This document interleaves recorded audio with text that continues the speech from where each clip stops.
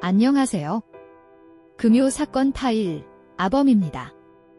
오늘은 두건이 사건을 끝까지 따라가 보겠습니다. 경남 김해에서 드러난 여고생 콘크리트 은폐 사건. 그리고 경기도 오산에서 발견된 가출 청소년 송군의 백골 사체 사건. 길고 무거운 이야기이지만 마지막까지 함께 해주시길 바랍니다. 2014년 4월 19일 새벽 6시 대전 유성구의 한 노래주점 안 3명의 청년과 여중생 1명이 술을 마시고 있었습니다. 25살 A씨, 24살 B씨, 24살 C씨, 그리고 겨우 15살이던 D양. 밤새 술잔이 오가며 웃음이 이어졌습니다. 술이 깊어지자 대화는 진솔해졌습니다. 연애 이야기, 학창시절 무용담, 술에 취해 저지른 실수들까지. 처음에는 평범한 술자리처럼 보였습니다. 하지만 취기가 오를수록 분위기는 달라졌습니다. 어딘가 불길한 공기가 감돌았습니다. 청년 중 1명이 말을 꺼냈습니다. 야, 우리 돈도 없는데 한탕 크게 벌 방법 없냐?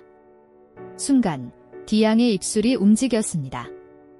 돈 많은 아저씨 있어요. 전에 조건 만남했던 사람이에요.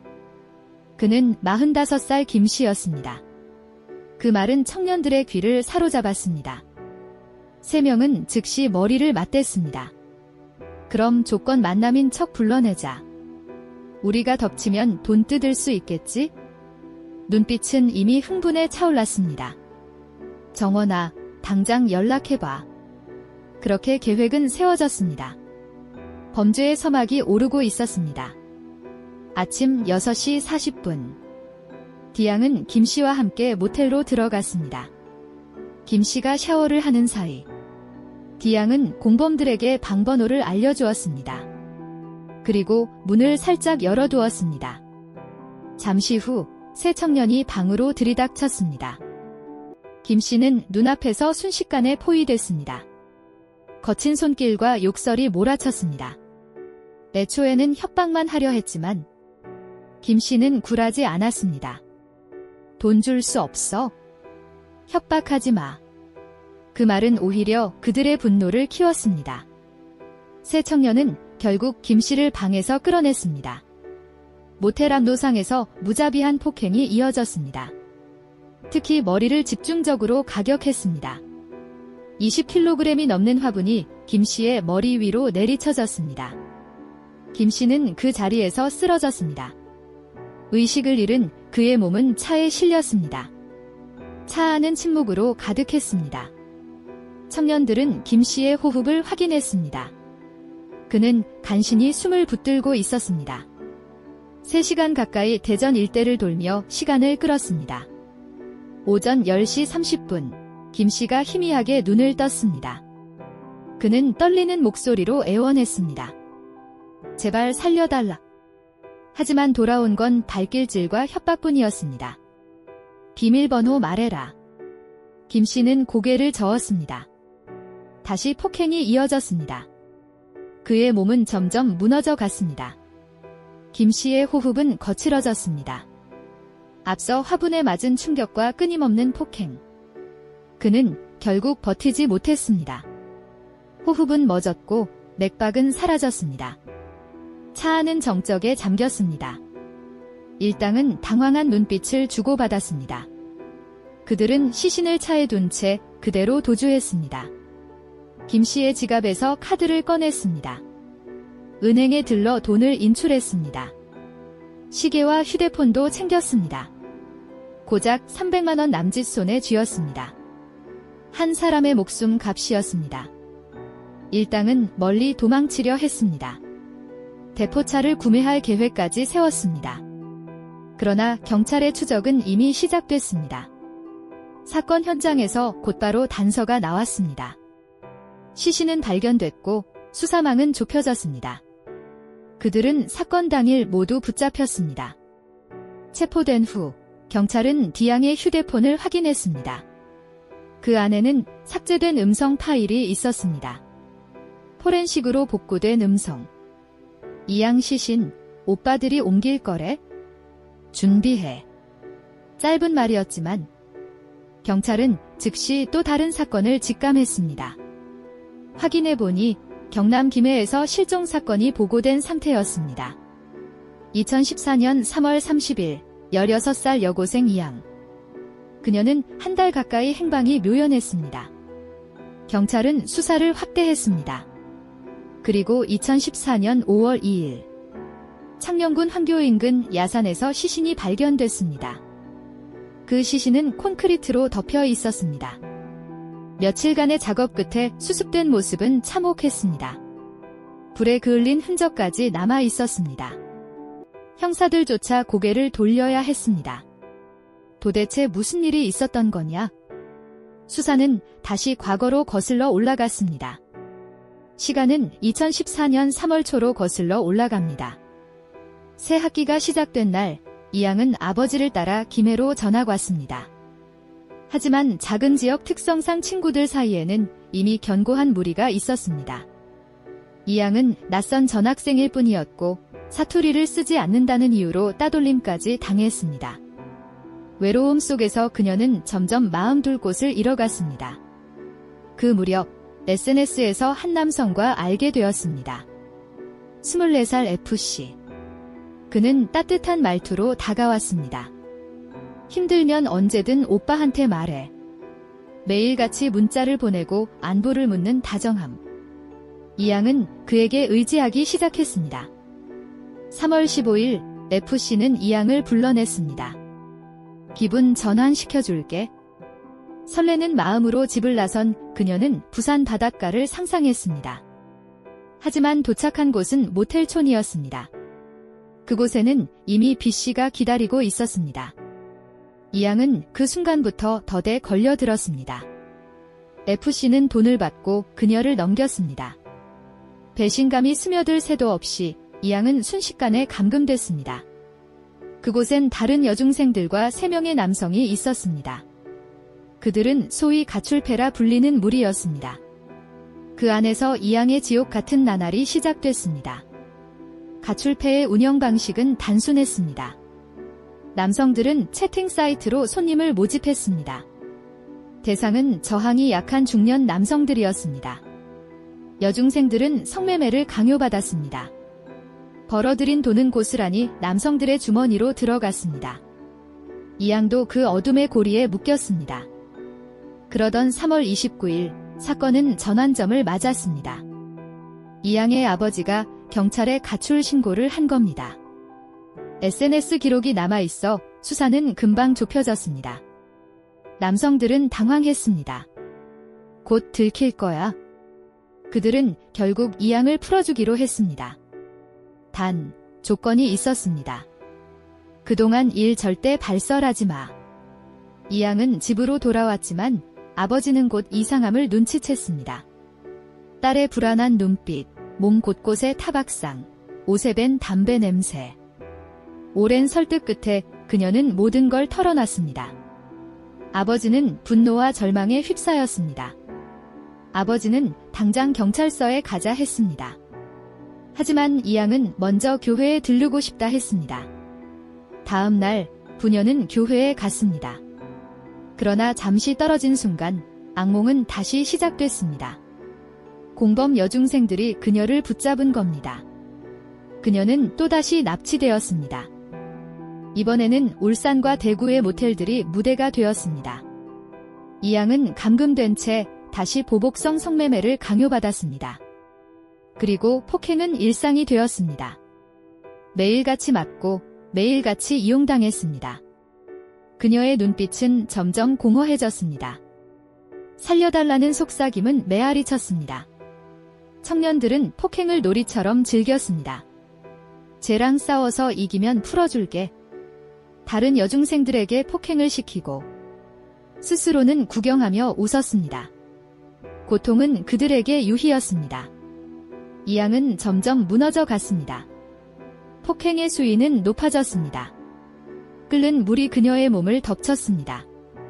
화상, 물집, 찢겨진 살갗. 물 한 모금만. 그녀의 애원은 잔혹하게 짓밟혔습니다. 상처는 깊어지고 희망은 꺼져갔습니다. 결국 그녀의 몸은 음식을 삼키지조차 못하게 됐습니다. 굶주림과 고통 속에서 하루하루가 지옥이었습니다. 가해자들도 그녀가 오래 버티지 못하리란 걸 알았습니다. 2014년 4월 10일 새벽, 그녀는 차 안 뒷좌석에 웅크린 채 심정지로 생을 마감했습니다. 일당은 시신을 처리하기 위해 과수원으로 향했습니다. 삽과 곡괭이로 구덩이를 팠습니다. 휘발유를 뿌리고 불을 붙였습니다. 불길 속에서 흔적을 지우려 했습니다. 하지만 그들의 불안은 가시지 않았습니다. 며칠 뒤 시신을 다시 파내기로 합니다. 그들은 시신을 야산으로 옮겼습니다. 시멘트와 흙, 돌멩이로 덮었습니다. 철저히 위장했다고 생각했습니다. 그러나 작은 실수가 남았습니다. 시멘트 반죽 속에 떨어진 차 키 하나. 그것이 경찰의 눈에 띄었습니다. 견인차 기사가 현장에 출동했습니다. 그는 일당을 기억했습니다. 낚시 갔다가 키 잃어버렸어요. 천진난만하게 웃던 얼굴들. 그러나 그들은 방금 전 시신을 옮긴 자들이었습니다. 사건의 진실은 서서히 드러나기 시작했습니다. 수사가 이어지며 일당의 실체가 드러났습니다. 그들이 저지른 범행은 한두 가지가 아니었습니다. 살인, 폭행, 상해, 절도, 미성년자 유인과 성매매 착취. 적용된 혐의만 22건에 달했습니다. 특히 A씨는 전과 25범으로 드러났습니다. 그의 범죄 이력은 충격적이었습니다. 친족을 폭행하고 칼을 휘두른 전력. 친구의 여동생을 감금해 성매매를 강요한 전력. 온갖 전과가 쏟아져 나왔습니다. 그럼에도 경찰은 그를 수차례 놓쳤습니다. 증거 불충분이라는 말로 풀어준 결과 결국 2명의 희생자가 더 생긴 셈이었습니다. 재판은 두 갈래로 진행됐습니다. 대전 법원에서는 김씨 강도살인 사건, 창원 법원에서는 이양 살해 사건, 주범 3명에게는 무기징역과 중형이 내려졌습니다. 하지만 미성년자였던 공범 여중생들에게는 단기 4년에서 장기 9년까지 가벼운 판결이 내려졌습니다. 재판부는 이들을 피해자이자 가해자로 보았습니다. 남성들에게 폭행과 협박을 당해 범행에 가담했다. 하지만 시간이 흐르며 일부는 자발적으로 폭행에 참여했습니다. 특히 C양은 가장 가혹한 폭행을 주도했습니다. 재판부의 판단과 사회적 시선은 엇갈렸습니다. 피해자 가족은 납득하지 못했습니다. 결국 E양은 다시 돌아오지 못했습니다. 그녀의 짧은 삶은 지옥 속에서 끝났습니다. 실종 당시 경찰의 태도는 안일했습니다. 아버지의 절규는 외면당했습니다. 단순 가출지라는 말은 치명적인 오판이었습니다. 방관은 곧 공범이었습니다. 2018년 또 다른 비극이 세상에 드러났습니다. 이번에는 경기도 오산이었습니다. 6월 6일 한 가문의 선산에서 벌초가 한창이었습니다. 풀을 베던 인부들은 땅속에서 무언가를 발견했습니다. 나체 상태의 백골 사체. 그것은 가출 청소년의 흔적이었습니다. 부검 결과 피해자는 15세에서 17세가량의 소년. 치아는 심각하게 손상돼 있었습니다. 음식을 씹는 것조차 어려웠을 정도였습니다. 광대뼈가 부러져 있었고 코 안쪽 깊은 곳에서 출혈 흔적이 나왔습니다. 사인은 분명한 폭행사였습니다. 경찰은 신원 확인에 나섰습니다. 수도권 일대의 가출 청소년, 장기 결석자, 그리고 주민등록증 미발급자까지 확인했습니다. 그 과정에서 4명의 후보가 좁혀졌습니다. 결정적 단서는 사소한 물건이었습니다. 시신에서 나온 반지와 귀걸이였습니다. 후보들의 SNS를 확인한 경찰은 한 소년의 사진에서 똑같은 반지를 보았습니다. 17살 송군. 그는 2018년 9월 이후 실종 상태였습니다. 귀걸이 역시 시신과 동일했습니다. 의심은 확신으로 바뀌었습니다. 경찰은 송군 아버지에게 DNA 검사를 요청했습니다. 결과는 일치했습니다. 시신은 송군으로 최종 확인됐습니다. 그는 가출 청소년이었습니다. 학교를 떠나 쉼터를 전전하다가 어느 날 갑자기 흔적을 잃었습니다. 송군의 주변에서는 이미 소문이 있었습니다. 어디 끌려간 거 아니야? 농담처럼 흘린 말은 불길한 현실이 됐습니다. 송군은 늘 불안해했습니다. 누군가 날 쫓아. 그 두려움은 사실이었습니다. 그가 두려워했던 이름, 이선생. 가출 청소년 사이에서 악명 높은 존재였습니다. 잡히면 장기 매매를 당한다는 소문이 돌았습니다. 하지만 실체는 개인이 아니었습니다. 바로 범죄 조직이었습니다. 송군은 그 덫에 걸렸습니다. 이선생 조직은 가출 청소년을 모았습니다. 겉으로는 숙식과 보호를 제공했습니다. 실상은 범죄에 이용하는 집단이었습니다. 보이스피싱, 마약 운반, 각종 심부름. 청소년들을 도구로 삼았습니다. 송군도 그들의 손에 갇혔습니다. 처음엔 착각했습니다. 형들이 잘해주네. 하지만 곧 본색이 드러났습니다. 협박, 구타, 나체 사진 촬영. 그는 벼랑 끝으로 몰렸습니다. 결국 경찰에 도움을 요청했습니다. 그 신고는 송군을 잠시 자유롭게 했습니다. 그는 쉼터로 옮겨갔습니다. 그러나 조직의 그림자는 사라지지 않았습니다. 낯선 남자들이 쉼터 근처를 맴돌았습니다. 송군의 두려움은 더 짙어졌습니다. 비극은 이미 다가오고 있었습니다. 2018년 9월 8일, 송군은 친구의 문자를 받았습니다. 타투이스트 소개해줄게. 오산으로 와. 그는 별다른 의심 없이 길을 나섰습니다. 하지만 약속 장소에는 변씨가 기다리고 있었습니다. 타투이스트로 위장한 그는 송군을 붙잡았습니다. 그리고 곧장 공장으로 끌고 갔습니다. 공장 안에는 이미 김씨와 최씨가 있었습니다. 세 명은 마치 준비된 듯 송군을 둘러쌌습니다. 둔기와 삽, 주먹이 차례로 휘둘러졌습니다. 살려달라는 외침은 철저히 무시됐습니다. 폭행은 끝이 없었고 송군은 결국 쓰러졌습니다. 그 자리에서 송군은 숨을 거두었습니다. 17살, 아직 피어나지도 못한 청춘이 꺼져버렸습니다. 주범들은 당황하지 않았습니다. 오히려 침착하게 움직였습니다. 근처 야산의 얕은 구덩이를 파고 시신을 대충 묻어버렸습니다. 잔혹함은 여기서 멈추지 않았습니다. 그들은 범행 장면을 사진으로 남겼습니다. 마치 전리품처럼 증거를 기념이라도 하듯. 심지어 주변에 자랑까지 했습니다.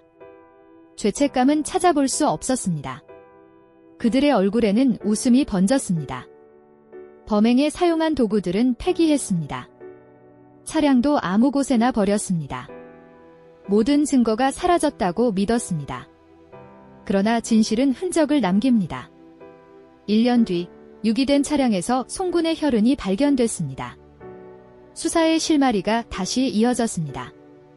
경찰은 이미 김씨와 변씨를 다른 혐의로 검거해 두고 있었습니다. 보이스피싱에 연루돼 잡혀있던 이들. 차량 감식 결과가 나오자 그들은 더는 발뺌할 수 없었습니다. 추궁 끝에 범행을 자백했습니다.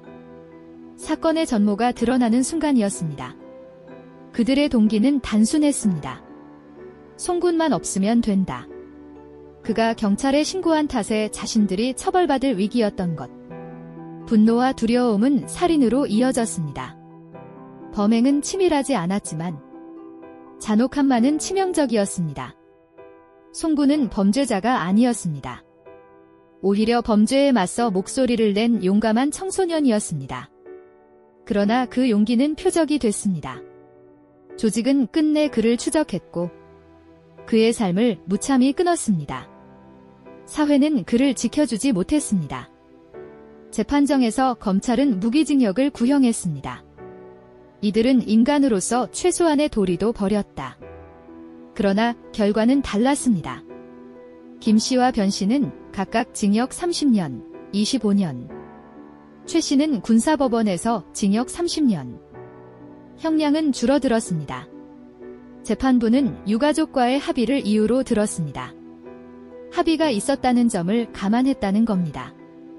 또 송군을 유인한 A양은 소년법이 적용됐습니다. 그녀는 가벼운 처벌을 받았습니다. 돈 받고 넘겼어. 그녀의 말은 잔혹한 고백이었습니다. 송군 사건은 단순한 살인이 아니었습니다. 그는 수차례 도움을 요청했습니다. 친구들에게, 쉼터 관계자에게, 경찰에게. 그러나 그 손길은 닿지 않았습니다. 결국 그는 철저히 고립됐습니다. 죽음은 예고된 것이나 다름없었습니다. 1년 가까운 시간 동안 그의 실종을 신고한 사람은 없었습니다. 가족조차 그를 외면했습니다. 나는 버려졌다. 그가 자주 했던 말은 현실이 되었습니다. 그 말 속엔 깊은 상처가 담겨 있었습니다.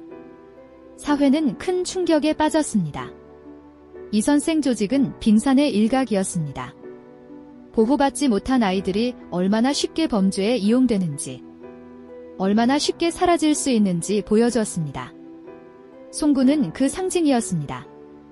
그의 죽음은 사회의 민낯을 드러냈습니다. 죽음 직전까지 그는 살려달라 애원했습니다. 그러나 그 목소리는 공허하게 흩어졌습니다. 그의 인생은 절규로 끝났습니다. 남은 건 무거운 질문뿐이었습니다. 우리는 아이들을 지키고 있는가? 그 물음은 여전히 유효합니다. 김해의 이양, 오산의 송군. 서로 다른 사건이지만 그 결말은 놀라울 만큼 닮아 있었습니다. 가정과 사회가 지켜주지 못한 아이들. 그 틈을 범죄자들이 파고들었습니다. 그리고 아이들의 삶은 무너졌습니다. 재판부는 판결문에서 이렇게 말했습니다. 피고인들은 가해자이기 전에 피해자이기도 하다. 하지만 그 말은 아이러니했습니다. 강요에 의해 시작했을지 몰라도 시간이 흐르며 스스로 폭행을 즐기기까지 했던 그들. 그 죄를 덮을 순 없었습니다. 특히 여중생 시양의 경우 이양을 향한 폭행이 가장 잔혹했던 것으로 확인됐습니다. 스스로의 피해 경험이 다른 피해자를 더 잔혹하게 대하게 만든 걸까요? 피해자이자 가해자라는 모순된 정체성. 재판부도 쉽게 단정짓지 못했습니다.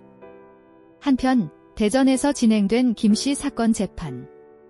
주범 B씨에게는 무기징역과 전자발찌 30년이, C씨에게는 징역 35년이 내려졌습니다. 미성년자였던 D양에게는 단기 6년, 장기 9년. 그리고 A씨는 다시 한번 법정에 섰습니다. 그에게 내려진 결론은 무기징역이었습니다. 이양을 팔아넘겼던 FC 역시 법정에 섰습니다. 그에게는 징역 3년이 선고됐습니다. 딸을 지켜주지 못했다. 이양의 아버지는 법정에서 눈물을 흘렸습니다. 그의 오열은 누구도 위로할 수 없었습니다. 한 가정은 그렇게 무너져 내렸습니다. 사건이 세상에 알려지자 김해 중부경찰서는 거센 비난을 받았습니다. 실종 신고를 대수롭지 않게 넘겼던 태도. 수사는 이양이 이미 사망한 뒤에야 시작됐습니다. 만약 더 일찍 움직였다면 그녀는 살아 있었을지도 모릅니다. 2018년 송군 사건에서도 사회는 또 같은 실수를 반복했습니다. 그는 쉼터와 경찰, 친구들에게 도움을 요청했지만 어느 누구도 끝까지 지켜주지 못했습니다. 결국 조직의 표적이 된 그는 17살의 나이로 생을 마쳤습니다. 송군의 사건 이후 가출 청소년 보호 제도는 큰 논란을 불러왔습니다. 보호자의 동의 없이는 제대로 보호할 수 없는 현실. 하지만 정작 그 보호자는 아이를 외면했습니다. 제도의 빈틈은 아이들을 더 취약하게 만들었습니다. 그 사이 범죄 조직은 파고들었습니다. 송군 사건 재판에서 주범 김씨와 변씨는 각각 30년, 25년형, 최씨는 군사법원에서 30년형을 받았습니다. 하지만 무기징역은 끝내 내려지지 않았습니다. 합의와 형량 감경이 작용한 결과였습니다. 정의는 여전히 무겁게 흔들렸습니다. 송군을 유인한 A양은 소년법 적용으로 보호 처분을 받았습니다. 돈 받고 넘겼다. 그녀의 고백은 잔인했지만 그 죄는 미성년이라는 이유로 가볍게 다뤄졌습니다. 유족의 분노는 깊어졌습니다. 이선생 조직의 정체는 더 기괴했습니다. 그들은 영화 속 악당의 이름을 빌렸으며 스스로를 우월한 존재로 착각했습니다. 하지만 현실에서 그들은 가출 청소년을 착취하는 범죄자에 불과했습니다. 결국 천벌을 피할 수 없었습니다. 이양과 송군. 두 사건은 서로 다르지만 본질은 같았습니다. 사회가 아이들을 지켜주지 못했다는 것, 그 틈새를 범죄자들이 파고들었다는 것, 그리고 피해자들의 삶은 잔혹하게 꺾여버렸다는 사실입니다. 형사들의 기록에도 남아 있습니다. 아버지의 애원, 경찰의 외면, 그리고 아이들의 절규. 그 세 문장은 사건의 전부를 말해줍니다. 비극은 결코 한순간에 벌어진 게 아니었습니다. 이미 예고된 죽음이었습니다. 사건 이후 시간이 흘렀습니다. 2025년 현재 주범 중 일부는 여전히 복역 중입니다. 여중생 가해자들은 출소해 20대 중반을 맞았습니다. 그러나 피해자 이양과 송군은 청춘을 영영 맞이하지 못했습니다. 그 사실은 바뀌지 않았습니다. 사회는 잊을지 모르지만 피해자의 부모와 가족은 잊지 못합니다. 매일같이 반복되는 상실과 죄책감, 그리고 끊임없는 질문. 우리는 왜 그때 아이를 지켜주지 못했을까? 그 물음은 여전히 무겁습니다. 끝으로 우리 모두가 새겨야 할 교훈이 있습니다. 아이들을 지키는 건 가정과 사회의 의무입니다. 방관은 결국 또 다른 공범이 됩니다. 비극을 되풀이하지 않으려면 작은 목소리에도 귀 기울여야 합니다. 그것이 희생자들에게 남길 수 있는 최소한의 약속입니다.